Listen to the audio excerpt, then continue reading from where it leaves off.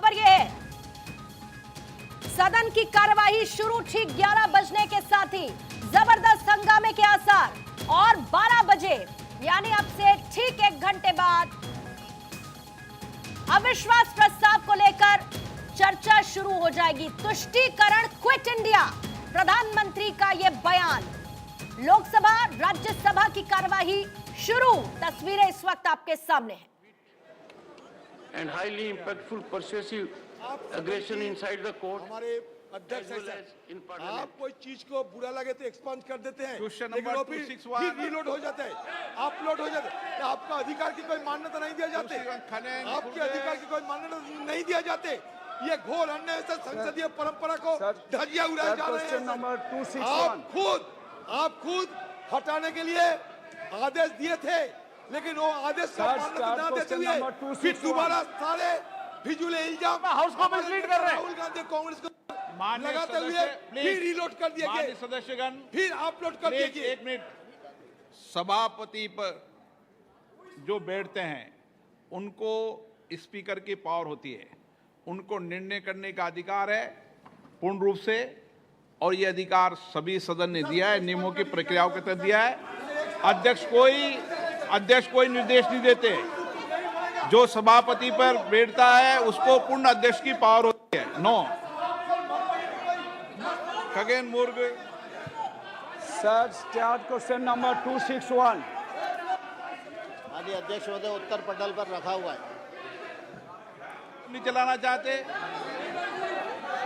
ये प्रश्नकाल है, सदन नहीं चलाना चाहते। सदन की कार्रवाई आज 12 बजे तक के लिए स्थगित की जाती है।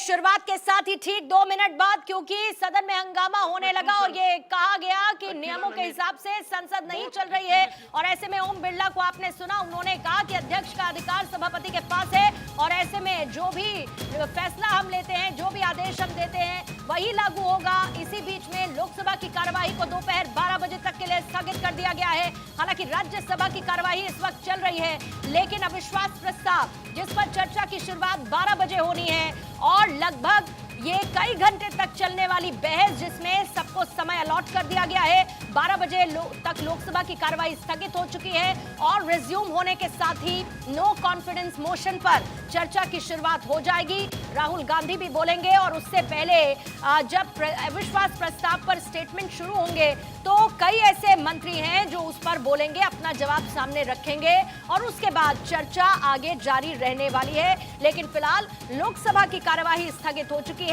जो रूल नंबर 198 होता है, उसके तहत लोकसभा में अविश्वास प्रस्ताव पेश होगा और इसी पर चर्चा होगी।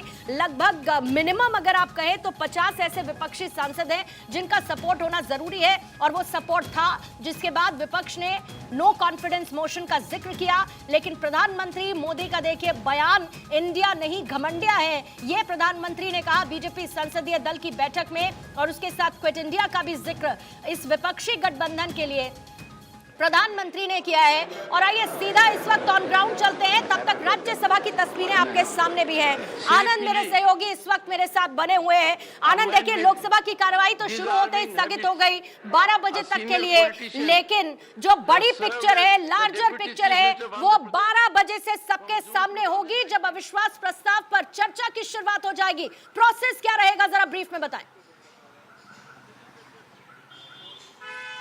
जी बिल्कुल, अगर बात करें अविश्वास प्रस्ताव की तो इसकी शुरुआत 12 बजे से होगी। अगर इस प्रस्ताव की बात करें तो इसको कांग्रेस के सांसद जो कि गौरव गोगोई हैं, उन्होंने प्रस्तावित किया था, और उसके कॉन्स्टिट्यूशनली अगर हिसाब से बात करें तो 50 सांसदों का समर्थन चाहिए होता है, तब ही नो कॉन्फिडेंस मोशन आता है। और अगर बात करें डेमोक्रेसी की तो विपक्ष का सबसे बड़ा अधिकार होता है नो कॉन्फिडेंस मोशन। इसके तहत विपक्ष जो सरकार चल रही होती है उस पर अविश्वास जताता है, जिसके चलते अगर अविश्वास साबित होता है तो सरकार गिर जाती है। लेकिन अगर इस वक्त मोदी सरकार की बात करें तो मोदी सरकार के पास तमाम आंकड़े हैं, लेकिन विपक्ष इस प्रस्ताव को सिर्फ इसलिए लेकर आया है कि लगातार प्रधानमंत्री के संबोधन को लेकर विपक्ष अड़ा हुआ है, और ये उसका वो हथियार है जिसके चलते अब प्रधानमंत्री को अपना संबोधन देना ही पड़ेगा।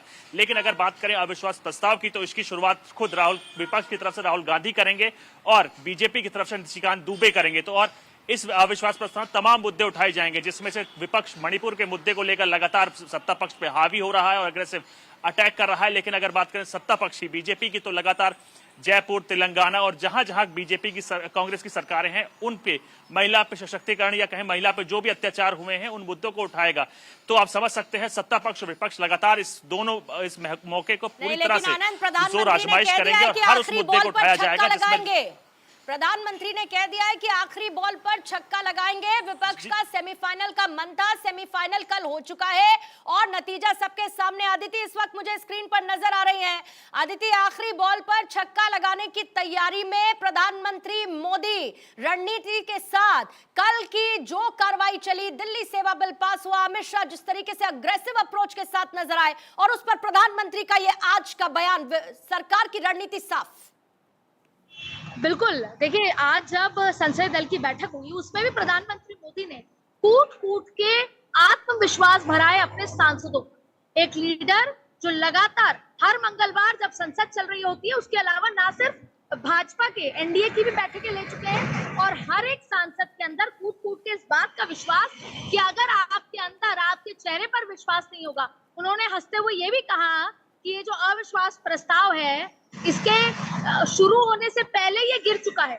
लेकिन देखिए पूर्णिमा, दरअसल आपको मैं बता दूं 1963 पहली बार देश के इस लोकतंत्र में अविश्वास प्रस्ताव आया था और वो जब अविश्वास प्रस्ताव रखा गया था नेहरू सरकार के खिलाफ, तब भी पता था, क्योंकि नेहरू सरकार के पास लगभग 350 से ज्यादा सीटें हुआ करते उस समय थी, लेकिन फिर भी बाध्य करने के लिए कि नेहरू सरकार को 1962 में जब वो पाकिस्तान के साथ वॉर हुआ, उसके बाद अविश्वास प्रस्ताव रखा गया, उनको जवाब देना था। तो आज का ये जो चर्चा है या अगले 3 दिन जो 12 घंटे दिए गए हैं, वो चर्चा कोई अविश्वास प्रस्ताव की जीत या हार की नहीं है, वो केवल चर्चा के लिए है। तो अब ऐसे में आमना सामना होगा और जैसा प्रधानमंत्री नरेंद्र मोदी ने कहा कि अभी प्रधानमंत्री नरेंद्र मोदी ने ये कहा कि मैं आखिरी बॉल पर मारूंगा छक्का, तो बात यह है कि आपको पता है जब पिछली बार एक चीज सोशल मीडिया पे बहुत फ्लोट हो रही है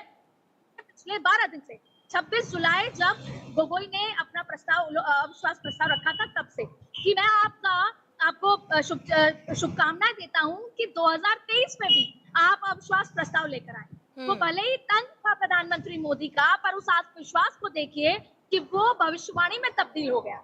तो ऐसे में प्रधानमंत्री नरेंद्र मोदी सबसे पहला, आप अगर हमारे सूत्रों की बात माने या प्रधानमंत्री मोदी के जिस कॉन्फिडेंस की बात माने, तो पहला तो वो आंकड़ों पे बात करेंगे, दूसरा जो देश में विकास हुआ है उसकी बात करेंगे, तीसरा आज जो पूरा ना सिर्फ देश, जो विदेशी बड़ी जो पावरफुल कंट्रीज हैं कैसे देश की तरफ देख रही हैं उस पे बात करेंगे।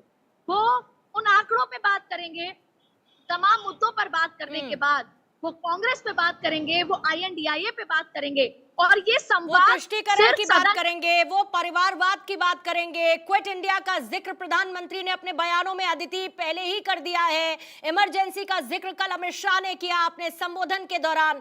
यानी कि जो कुछ भी विपक्ष अपने बीते 70-72 सालों की विरासत के साथ, या मान के चलिए कांग्रेस आगे बढ़ रही है, उसको लेकर हमलावर नजर आएंगे। लेकिन विपक्ष तो ये कह रहा है ना कि मणिपुर पर चर्चा करें, मणिपुर पर डिटेल में चर्चा होने की कितनी संभावना?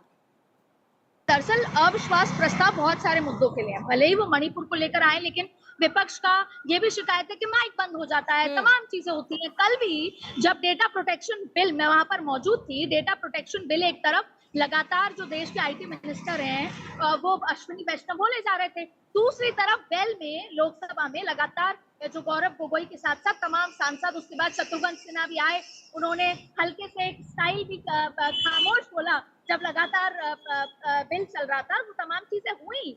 लेकिन अविश्वास प्रस्ताव को लेकर देखिए प्रधानमंत्री मोदी के साथ साथ तो जरूर बोलेंगे, लेकिन जो देश के गृह मंत्री अमित शाह वो 11 तारीख को बोलने वाले हैं और उनकी भी तैयारी पिछले 10 दिन 15 दिन से हो चुकी है, क्योंकि सरकार में क्या कुछ हुआ, मणिपुर में क्या फैसले लिए गए, अब क्या हालात है, कब से और हालात इसका एक ट्रेलर अमित शाह अदिति देखिए दे भी चुके हैं। अमित शाह ने कहा कि हमारे पास छुपाने के लिए कुछ नहीं है, हमने जो कुछ भी किया, जिस तरीके से मणिपुर में हमने एक्शन लिया, जिस तरीके से इस समस्या का समाधान निकालने की कोशिश की उनके पास। और अदिति आप और मैं जिक्र भी कर रहे थे कि अमित शाह के पास तो पूरा डेटा वाइज सारी डिटेल्स है जिसको वो सदन में सामने रखेंगे। इस पर आप रिएक्शन अदिति दीजिएगा। लेकिन आनंद आपके पास आते हुए आज जो पिक्चर नजर आने वाली है और प्रधानमंत्री की अग्रेसिव अप्रोच, न सिर्फ प्रधानमंत्री की अग्रेसिव अप्रोच अपने स्टेटमेंट्स के साथ बल्कि सरकार की तैयारी क्लियर नजर आ रही है। विपक्ष आपको कहां खड़ा हुआ नजर आ रहा है, क्योंकि नंबर गेम विपक्ष के पास है नहीं। क्या वो इसी में खुश हो जाएगा कि प्रधानमंत्री बोलेंगे, या प्रधानमंत्री क्या बोलेंगे इसको लेकर भी विपक्ष की तैयारी है? जी बिल्कुल, अगर बात करें सरकार की तो सरकार को इस मामले को लेकर पूरी तरह से साफ है। आप लगातार तमाम पीएम के संबोधन देखिए, उसके साथ साथ कल देश के गृह मंत्री अमित शाह ने जब पार्लियामेंट में बोला था, उनकी हर एक लफ्ज, हर एक शब्द, तमाम चीजें बयां कर रही थी कि सरकार पूरी तरह से कॉन्फिडेंट है। और आंकड़े भी इसी चीज की गवाही दे रहे हैं कि नो कॉन्फिडेंस मोशन, अगर बात करें आंकड़ों के हिसाब से, पावर सेंटर के हिसाब से, तो वो पूरी तरह से फेल हो जाएगा। लेकिन विपक्ष का सिर्फ एक ही मुद्दा है कि उनको मणिपुर के मुद्दे को लेकर प्रधानमंत्री का संबोधन सुनना है और प्रधानमंत्री से वो बोलना चाह रहे हैं। कुछ दिन पहले ही कांग्रेस के अध्यक्ष मल्लिकार्जुन खड़गे ने खुद कहा था कि जब देश का 135 करोड़ का नेता संसद के बाहर बोल सकता है तो संसद के अंदर बोलने को लेकर क्या परेशानी है। उसी के तरह से तमाम ताना बाना बुना गया है कि नो कॉन्फिडेंस मोशन डेमोक्रेसी में एक ऐसा हथियार होता है विपक्ष पे, जिस पे देश के मुखिया यानी प्रधानमंत्री को बोलना ही होता है। तो उस हथियार का इस्तेमाल विपक्ष ने किया है और ये एक बाइंडिंग हो जाएगी प्रधानमंत्री को कि इस मुद्दे पर उनको बोलना पड़ेगा। लेकिन इसी दौरान सरकार से 5 बड़े बड़े मंत्री भी सरकार का पक्ष रखेंगे, तो आप समझ सकते हैं घमासान तगड़ा होगा। विपक्ष हर अपने हथियार को यूज करेगा और उसके साथ साथ सत्ता पक्ष भी तमाम उन राज्यों में जहां महिला के साथ अत्याचार हुआ है, वो चाहे INDIA की सरकारें हो, गठबंधन की सरकारें हो, तमाम आप ये सोचिए कि 5 बड़े मंत्री जब सरकार की तरफ से अपना पक्ष रखेंगे अदिति, और सामने होंगे राहुल गांधी, वो भी बोलेंगे। 136 दिन बाद वो मौका होगा जब राहुल गांधी सदन में बोल पाएंगे। जैसे कि हम आम तौर पर जो बोलचाल की भाषा में कहते हैं कि क्या राहुल गांधी 136 दिन की भड़ास निकालेंगे, क्योंकि एक सांसद के तौर पर तो वो नहीं बोल पाए कम से कम इतने दिन तक। की बात करें एक लाइन में, तो बात यह है कि नरेंद्र मोदी ये मान के बैठे हैं कि मेरे पास एक और मौका आ गया देश की जनता को संबोधित करने। वो भले ही लोकसभा में होंगे और लोकसभा में जो चुनकर सांसद आए हैं उनसे बातचीत करेंगे। देखिए, मंगलवार को जो हमारी भारतीय जनता पार्टी की संसदीय दल की बैठक होती है, उसमें आज जो हमारी सूचनाओं के अलावा जो हमें प्रधानमंत्री जी का मार्गदर्शन मिला, उसमें सबसे बड़ा विषय 9 अगस्त 2023 को जो हमें एक अभियान चलाना है, भ्रष्टाचार क्विट इंडिया, परिवारवाद क्विट इंडिया, तुष्टीकरण यानी vote bank politics quit India, ये अभियान हमें 9 अगस्त 2023 से चलाना है। उसमें सारे MP जुड़े, ये प्रधानमंत्री जी ने आह्वान किया है। एक 14 अगस्त 2023 को विभाजन विभीषिका दिवस, क्योंकि 14 अगस्त 1947 को मां भारती की बेड़ियां नहीं, बदन काटा गया, भुजाएं काट दी गई। कितना उथल पुथल मचा, उस संबंध में जो अभी भी जो मां भारती को प्रणाम करने वाले लोग हैं, जो अपना घर बार छोड़ करके यहाँ आए, उनके बारे में भी उस 14 अगस्त की विभाजन की विभीषिका के बारे में सुनना और उस दिन क्या क्या घटा था उसकी जानकारी, उसके लिए सेमिनार आयोजित करना और एक मौन जुलूस निकालना, ये 14 अगस्त का एक कार्यक्रम हमें मिला है। तीसरा एक कार्यक्रम मिला है आज़ादी के अमृत महोत्सव के 75 साल का कार्यक्रम पूर्ण होने पर हर घर तिरंगा अभियान 15 अगस्त, और उसके बाद एक बड़ा कार्यक्रम अमृत कलश यात्रा हर गांव से निकले, और एक शपथ पत्र हो। उस शपथ पत्र में हर नागरिक एक शपथ ले कि मुझे 2047 तक 2047 तक भारत को विकसित भारत बनाना है, और आत्मनिर्भर भारत बनाने में मेरी जो भी जिम्मेदारी है उसको मैं पूर्ण करूंगा। इसके लिए हर घर से संपर्क करना है। एक शपथ पत्र होगा, विकसित भारत बनाने में जो हमारा एक रोड प्लान होगा, रोड मैप होगा, वो उसको घर के मुखिया को दिया जाएगा। वहां से हम मिट्टी लेंगे। अगर मिट्टी उस घर में या घर के आसपास उपलब्ध नहीं है तो हम चावल लेंगे, और वहीं पर ये संकल्प लेंगे। हर घर को कवर करेंगे, फिर हर गांव को कवर करेंगे, और फिर गांव के मुखिया के साथ 75 पेड़ उस गांव में लगाएंगे। फिर ये अमृत कलश यात्रा तहसील पे आएगी। तहसील पे एक विराट कार्यक्रम होगा, प्रमुख लोग होंगे जो 2047 तक भारत को विकसित भारत बनाना है उसका संकल्प लेंगे ग्रुप में। उसके बाद ये कार्यक्रम जिला लेवल पर होगा, और फिर ये राज्य लेवल पर होगा, और फिर दिल्ली में करीब 8,500 कलश भी आएंगे, साथ में पेड़ भी आएंगे, और एक अमृत वाटिका जिसका स्थान तय होगा उसमें उसको लगाना है। ये करीब सरदार पटेल जी की जो 31 अक्टूबर का दिन है वहां तक ये चलने का संभावना है। तो ये कुछ बड़े बड़े कार्यक्रम, मोटे मोटे कार्यक्रम दिए। नो कॉन्फिडेंस मोशन जैसे आपको पता है कि ये घमंडिया गठबंधन लेकर के आया है, और इस घमंडिया गठबंधन की ये भावना है कि हम आपस में एक हैं क्या, अदरवाइज हमारे पास तो बहुमत है। ये क्यों नो कॉन्फिडेंस मोशन लेके आए हमारी समझ में नहीं आया, लेकिन शायद उनके मन में ये है कि हम एक हैं क्या, इसकी वो टेस्टिंग करना चाहते हैं। एक टेस्टिंग उन्होंने कल राज्यसभा में भी की, और राज्यसभा के फ्लोर पे जो भाषण हुए उससे पता चल गया कि वो कोई मजबूत ग्राउंड पे नहीं थे। दिल्ली को राज्य मान रहे थे। सबके समझ में आया दिल्ली संघ राज्य क्षेत्र है, और ये जो संघ राज्य क्षेत्र में भारत सरकार की जो संविधान में ही जो शक्तियां दी गई है कानून बनाने की, वो विषय कल स्पष्ट हुआ, और इस कारण से जितने वोट हमें मिलने चाहिए थे उससे एक वोट अधिक मिला। ये सारे विषयों पे चर्चा आज की बैठक में हुई है। जी सर, ये प्रधानमंत्री जी ने कहा कि घमंडिया गठबंधन अविश्वास प्रस्ताव लेकर आया है। घमंडिया गठबंधन ही है।